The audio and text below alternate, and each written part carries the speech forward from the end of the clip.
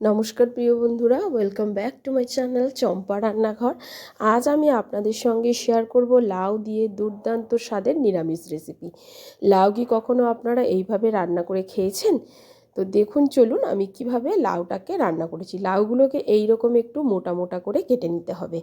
আজ বানাবো মায়াপুরের বিখ্যাত ভোগ রেসিপি, লাউয়ের বাদশা ভোগ। এবারে দেখুন, একটা প্রেশার কুকার নিয়ে নিয়েছি আর কেটে রাখা লাউগুলোকে প্রেশার কুকারের মধ্যে দিয়ে দিতে হবে।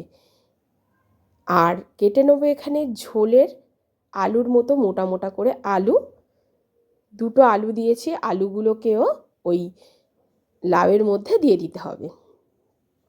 যেহেতু এখন শীতকাল, বাজারে বেশ কড়াইশুঁটি উঠেছে, তো এর মধ্যে দিয়ে দেবো আমি বেশ কিছু কড়াইশুঁটিও। প্লিজ বন্ধুরা, প্রথম থেকে শেষ পর্যন্ত ভিডিওটি দেখবেন। ভিডিওটি কিন্তু খুব ভালো একটা নিরামিষ রেসিপি।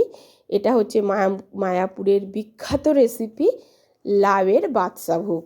এখন দেখুন, এর মধ্যে দিয়ে দিচ্ছি 1 বাটি জল, পরিমাণ মতো লবণ আর হলুদ দিয়ে এটাকে সামান্য একটু সর্ষের তেল দিতে হবে। দিয়ে প্রেশার কুকারের ঢাকনাটা আটকে এটাকে মাত্র একটা সিটি দেবো। একটা সিটিতেই কিন্তু লাউটা গলে যাবে। লাউটা কিন্তু বেশ কচি। লাউ একবার কিন্তু এইভাবে রান্না করে খেয়ে দেখবেন বন্ধুরা, গরম ভাতে জাস্ট দুর্দান্ত লাগে। একটা মাত্র সিটি দিয়ে রেখেছি। এবারে একটা মশলা তৈরি করে নেব। ততক্ষণে লাউটা ওরকমভাবেই থাক, ঠান্ডা হলে আমি লাউটাকে প্রেশার কুকার থেকে বের করে নেব, লাউ আলু আর কড়াইশুঁটিটাকে। এখন দিয়ে দিচ্ছি গোটা জিরে, গোটা ধনিয়া, 1 ইঞ্চি আদা, 2টো কাঁচা লঙ্কা একসঙ্গে আমি শিলের মধ্যে বেটে নিচ্ছি। এটা আপনারা একসঙ্গে মিক্সিতেও বেটে নিতে পারেন। তবে বন্ধুরা, এটা একটা সাধারণ রান্না, কিন্তু খেতে এর টেস্ট অসাধারণ। অবশ্যই বাড়িতে একবার এইভাবে বানিয়ে শীতের দুপুরে খেয়ে দেখবেন। খেতে একদম আমি কি বলবো, অসাধারণ লাগে এরকম নিরামিষ রান্না। এখন দেখুন, মশলাটা বাটা হয়ে গেছে। কড়া বসিয়ে নিয়েছি আর কড়ার মধ্যে দিয়ে দিয়েছি সর্ষের তেল। এই রান্নাতে বেগুনও যাবে, তার জন্য এখানে একটা বেগুনের হাফ বেগুন আমি ঠিক এইরকম বড় বড় একটু লম্বা করে কেটে নিয়েছি, ঝোলের আলুর মতো। ঠিক সেই রকমভাবে কেটে নিয়ে আমি বেগুনগুলোকেও ভেজে নিচ্ছি। একেবারে আলুর সাইজে একটু মোটা মোটা করেই কাটা হবে।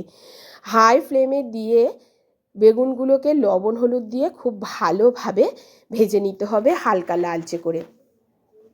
আজ আশা করছি বোঝাতে পারলাম যে রান্নাটা আমি কিভাবে করেছি। প্লিজ বন্ধুরা, আমার এই ছোট্ট চ্যানেলে আপনাদের সাপোর্ট আর সাহায্যের খুবই প্রয়োজন। প্লিজ পাশে থাকবেন আর সাপোর্ট করবেন। আর বেগুনটাকে দেখুন, খুব সুন্দরভাবে আমি ভেজে নিয়েছি। এখন এই বেগুনটাকে আমি তুলে নেব। আপনারা প্রথম থেকে শেষ পর্যন্ত কিন্তু না দেখলে বুঝতে পারবেন না এই রেসিপিটা আমি কিভাবে বানিয়েছি। খুবই সহজ সরল রেসিপি একটা আপনাদের সঙ্গে শেয়ার করছি। এখন তেল দিয়েছি আবারও। বেগুনগুলো ভাজার পরে তেলের মধ্যে দিয়ে দিচ্ছি 1/2 চামচ 5 ফোড়ন, একটা শুকনো লঙ্কা আর তেজপাতা। ফোড়নটাকে 30 থেকে 40 সেকেন্ড ভাজা করে নিতে হবে। যখন একটা সুন্দর গন্ধ বেরোবে, তখন এর মধ্যে দিয়ে দেবো কেটে রাখা কিছু টমেটো। এখানে অবশ্যই একটু টমেটো ব্যবহার করবেন। টমেটোটা ঠিক এইভাবে আমি কেটে নিয়েছি। এবার টমেটোটাকে তেলের মধ্যে একটু নাড়াচাড়া করে নিচ্ছি। এখন এর মধ্যে দিয়ে দেব আগে থেকে বেটে রাখা মশলাটা, গোটা ধনে, গোটা জিরে আর আদা কাঁচা লঙ্কার পেস্টটা। এখানে কাঁচা লঙ্কার ঝালেই ঝাল হবে বন্ধুরা। আপনারা যে যেমন ঝাল খেতে পছন্দ করেন এখানে তেমন পরিমাণে লঙ্কাটা দেবেন। আমার বাচ্চা খাবে, সেজন্য এখানে আমি 2টো লঙ্কা বেটে দিয়েছি আর কিছু লঙ্কা চিড়েও ব্যবহার করব। মশলাটাকে একটু কষিয়ে নিয়ে দিয়ে দিচ্ছি হলুদ গুঁড়ো, দিয়ে দিচ্ছি লবণ। লবণ আর হলুদের পরিমাণটা বুঝে দিতে হবে, কারণ লাউটা যখন আমি প্রেশার কুকারে সিটি দিয়েছিলাম তখন কিন্তু লবণ আর হলুদ দিয়েছিলাম। এবারে খুব ভালো করে এই মশলাটাকে কষাতে হবে যতক্ষণ না তেল ছাড়ে। মশলাটা কষাতে কষাতে দেখবেন একটা সুন্দর গন্ধ বেরোচ্ছে মশলা থেকে। এই রকমভাবে গোটা মশলা এইভাবে একবার রান্না করে খেয়ে দেখবেন বন্ধুরা। আপনারা তো গুঁড়ো মশলা অনেক ব্যবহার করেন, কিন্তু গোটা মশলার স্বাদই আলাদা। দিয়ে দিচ্ছি ওই মশলার মধ্যে কিছুটা ধনেপাতা কুচি। মাথায় রাখবেন আমি কি পদ্ধতিতে রান্নাটা করছি, তবেই কিন্তু এর স্বাদ আসবে। এবারে দিয়ে দিচ্ছি এর মধ্যে ভেজে রাখা বেগুনগুলো। মশলার সঙ্গে আগে বেগুনটাকে একটু কষিয়ে নেব। ওই 2 থেকে 3 মিনিট মতো বেগুনটাকে মিডিয়াম ফ্লেমে একটু কষিয়ে নিলাম। কষিয়ে নেওয়ার পরে সিদ্ধ করে রাখা লাউ, আলু আর কড়াইশুঁটিটা এখন নেবো। একটু ঝোল ঝোল মতো সমেত আছে, যেটুকুনি জল দিয়েছিলাম জলটা ফেলবো না, এর মধ্যেই দিয়ে দেবো। আর লাউটা দেখুন একদম গলে গেছে।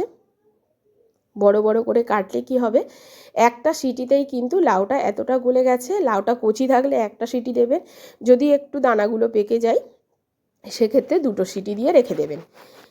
এবারে খুব ভালো করে লাউ আলুর ঝোলটা এই বেগুনের মধ্যে দিয়ে মিশিয়ে নেব। খুব ভালো করে মিশিয়ে নেওয়ার পরে এটাকে হাই ফ্লেমে ফোটাতে হবে। খুব বেশি পাতলা ঝোল ঝোল আমি রাখবো না, একটু গা মাখা ঝোল এর মধ্যে রাখতে হবে। দেখুন বন্ধুরা, এবারে এটাকে হাই ফ্লেমে আমি ফুটতে দেবো। আমার রান্নাগুলো আপনাদের কেমন লাগে অবশ্যই জানাবেন। এখন এর মধ্যে দিয়ে দিচ্ছি 3খানা চেরা কাঁচা লঙ্কা, দিয়ে একটু নাড়াচাড়া করে নিচ্ছি।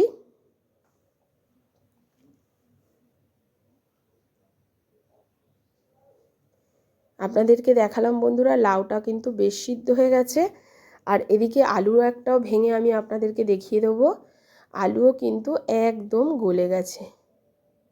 দেখুন, একটু আলুটা ভেঙে দিলে ঝোলটা একটু ঘন হবে, তার জন্য আলুটা একটু ভেঙে দিলাম। এবারে খুব ভালো করে এটাকে একটু মিশিয়ে দিচ্ছি।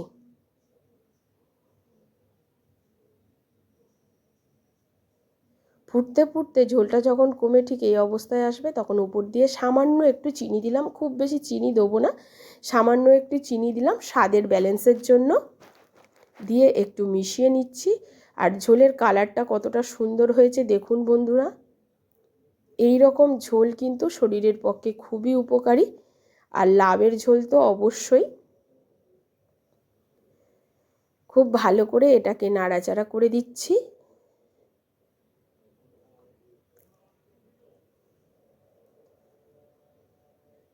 এখন আমাদের ঝোলটা একেবারে রেডি হয়ে গেছে। আর আপনাদেরকে সামনে দিয়ে দেখিয়ে দেবো গ্যাসের ফ্লেমটাকে অফ করে যে কেমন হয়েছে। দেখুন বন্ধুরা, ঠিক এই রকম হয়েছে ঝোলটা। খেতে যেমন সুন্দর ছিল, দেখতেও ততটা অসাধারণ ছিল।